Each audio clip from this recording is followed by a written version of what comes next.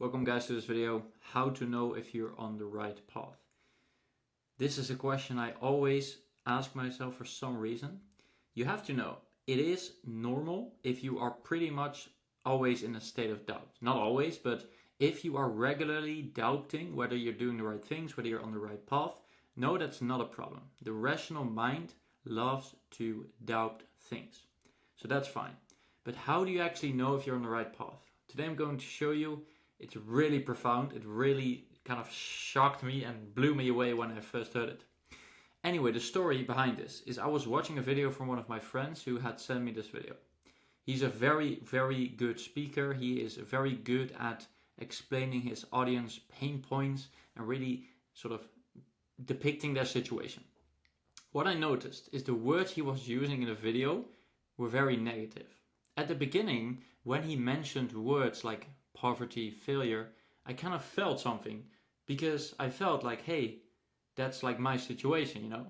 But that's absolutely not true.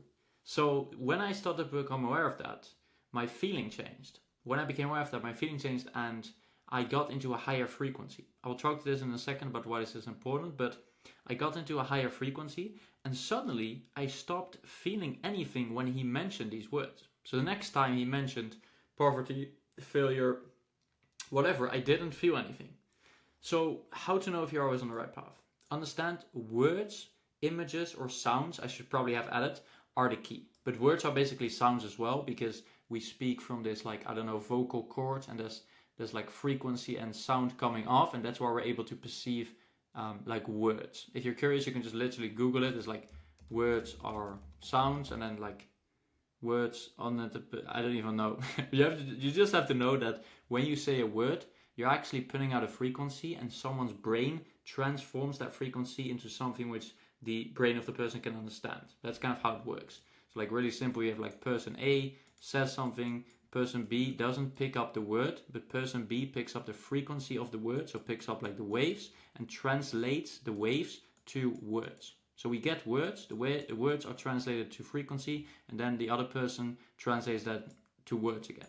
That's the basic explanation. So what do we know about sounds? Well, sounds have vibration, as I just explained. What do we know about vibration? We know that vibration has a frequency. The example I always use is, let's say you have a car, and I'm always terrible at drawing these. Let's say you have a car. The movement of the car is the vibration. The car is moving, and the speed at which it is moving is the frequency. Okay, and this mouse does not work how I want it to. That's completely fine. Understand, words that hit you, words that resonate with you, that's something that people often use, are really just the words that resonate with your frequency. Words that resonate are words that resonate with your frequency. And that's kind of the law of resonance, which states that if there are two objects in the same frequency, then they resonate with each other. So object A, if that's the same frequency as object B, then they will resonate with each other. So let's say this one is 4 Hertz and this mouse for some reason does not want to cooperate. It's not in a good frequency. It could be 4 Hertz and B could also be 4 Hertz and then they resonate. Why is this important? Well, if you are picking up on negative words, negative sounds, negative images, that means that you're actually in a negative frequency. So this is the easiest way to know what your frequency is.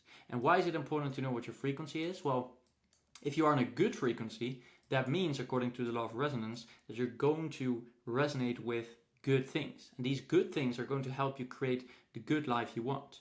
I think it's Einstein who said that all you have to pretty much do is put yourself like on the frequency of your dream reality. And that's like how you create it. So like everything's energy and is understood, match the frequency of the reality you want with it. You cannot, it cannot be another way. Blah, blah, blah. So match the frequency of the reality you want and you cannot help but get that reality.